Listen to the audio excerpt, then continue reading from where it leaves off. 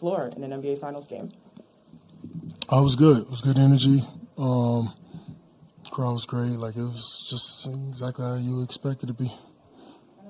I want to pick your basketball mind just a little bit because you guard both guards and bigs. So when you all are switching 1 through 5, right, and you get put like on somebody big like DeAndre Ayton, what's your approach? Like, are you trying to front? Are you trying to be physical? What's the approach to be successful in that situation? Depending on where it is on the floor, it's all angles. Being able to tear passes, being able to make sure that you can, like, I can get to passes and not give up, layups, obviously. So it just depends on where the ball is. Go to Ramona. Go ahead. Hey, PJ. Ramona Shelburne, ESPN.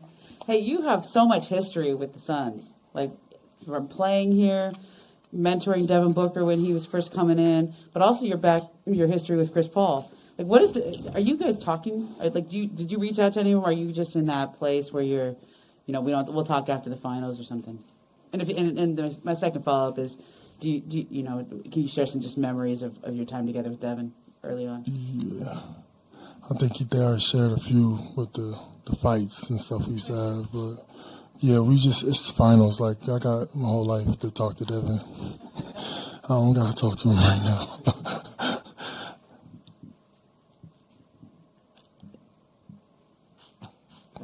Eric, go ahead. Hey, BJ. For you guys with the switches that you guys are doing, is there like a thought? I know Drew sometimes will not try to give up like a soft switch. Is that a part of the discussion at all today, like to try to keep you or him on Chris or Devin a little bit more?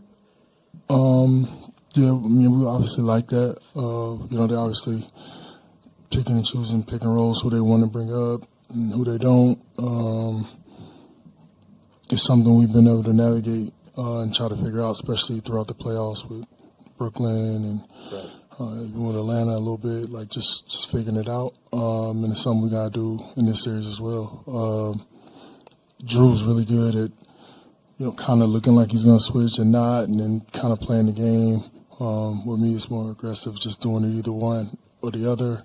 But we, as a team, have to figure out how we want to handle a lot of those, kind of softer switches, especially with guard on guard. For you, it felt like in the first half you guys were switching and then like helping quite a bit in the lanes. And I know that's something you guys played with Trey in the last round, like how much you guys helped. Do you feel like you found like the right balance at any point like last night, or kind of what do you feel like it is? I thought we lost, so you didn't find it good enough. Something over a series that you got to figure out. Each game's different. You got to figure out each game, make your adjustments, and make more adjustments, and make more, and just so on and so forth. It's how a series goes. We haven't had a good record with first games of a series, so obviously this doesn't bother us at all. But we're competitors. We want to win, and we're going to do everything we got to win game 2. Next to Jim. Go ahead, Jim. Hey, PJ. Well, I guess just to follow up on that, you just look at the last couple of series in terms of dropping a game early, and not that you wanted to, of course, but is it kind of we've been here before, it's not I don't want to say it's not a big deal, but you know what I mean? Like, that there wasn't really an effect there. Does that make sense? Yeah, it's like the saying unsaid, you don't have to say, like, it's just that it is what it is. Like, like, we've been here. No, we didn't want to lose, but we're here now. What are we going to do about it? And this team does, that's what we do. We have guys that react, we learn, we figure it out. It's, almost feels like each of the other series where it's just like, okay, we're playing them now. We have to adjust. It's like we're not playing the guys we were just playing.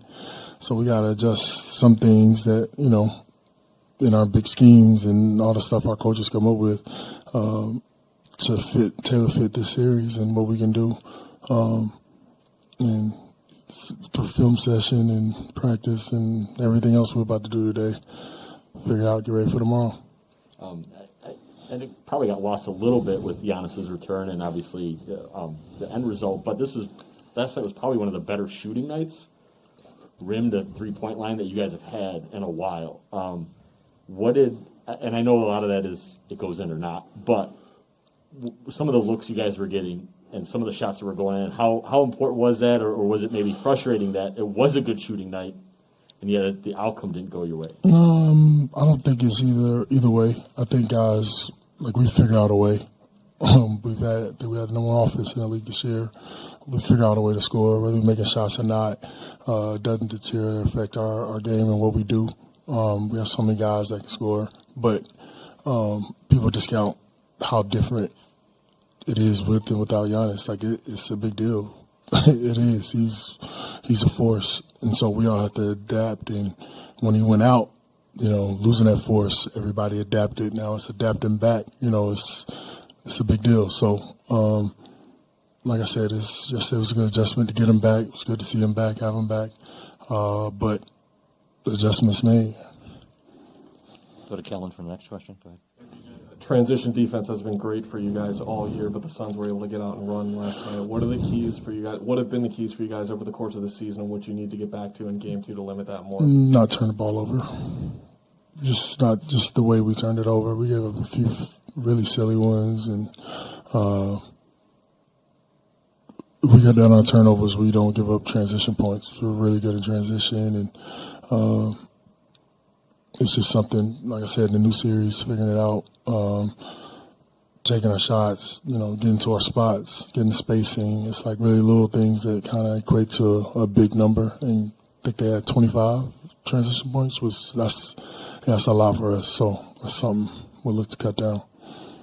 Take two more. Go ahead, Ramona. Just a quick follow-up. I'm just wondering how your experience is playing overseas. I know just in terms of your own journey here to the finals. Yeah. How did your experience overseas shape who you are as a person and as a player?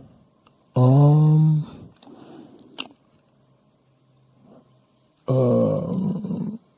say more than anything, going over there humbles you. You're here, you're like, everybody's great. And right, and the NBA is the best player in the college team, all that stuff. And when you got to go over there, and then now you're like the fish out of water, and you got to figure it out, and the language barriers and it's just so much to go through. But on the flip side, you like get better as a player if you go over there and like really take it serious, and you learn the game and you learn how to play there. To get a chance to come back, I learned how to be the best player on the team over there. So in part, I learned how to be a really good role player here because I know what I need to do to help that guy. And it doesn't make sense to a lot of people, but it's a big deal because you know exactly what guys need at certain times in the game and what you need in each role to be able to try to win. So it's something that I kind of hold high in my heart. Like skill-wise, did you have to change? Did you learn certain skills? We always talk about you in shooting, and all that. But were there certain skills that played well overseas?